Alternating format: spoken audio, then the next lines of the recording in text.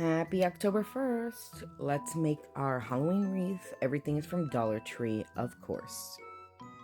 Let's begin by wrapping the wreath form with the Halloween garland.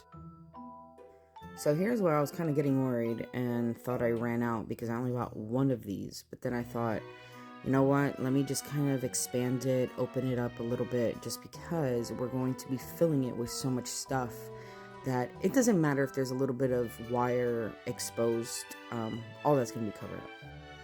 Let's begin making our bows. So with that, I'm just kind of measuring out how much of this tulle I need. So I'm really glad that I bought this wire garland because I just realized I had nothing to tie my bows with. So that ended up actually working out pretty nice.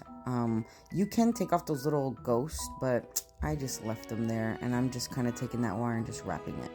So now here's the second tulle, garland, whatever, that I have. And I'm just going to be doing the same thing, just creating bows. I want to say I did 3 of each. Moving on, we begin wrapping this red garland, which for some reason in the store looked orange, but as I begin wrapping it around here, it looked red, and I didn't like it at all. I thought it looked horrible. So luckily I got the same thing, but in this pretty lavender color, and I actually ended up liking the contrast. Also, we are putting so much purple little decorations, so it actually balanced it out really nice. And then now we're just taking our bows, and I'm just kind of evenly going around, alternating colors around the wreath.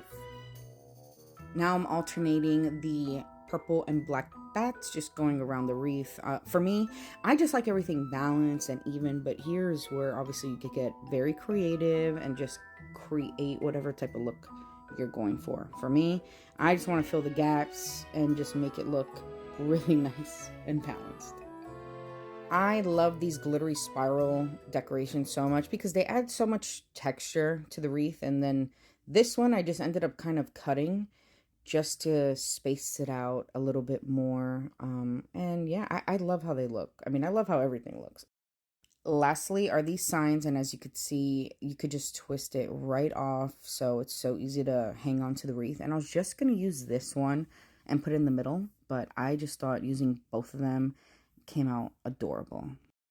I love the results. I think this came out too cute. I also added some creepy cloth to the door to make it look much more festive. Thanks so much for watching. I truly hope you enjoyed it, and keep on the lookout because I have Halloween content coming out all month long.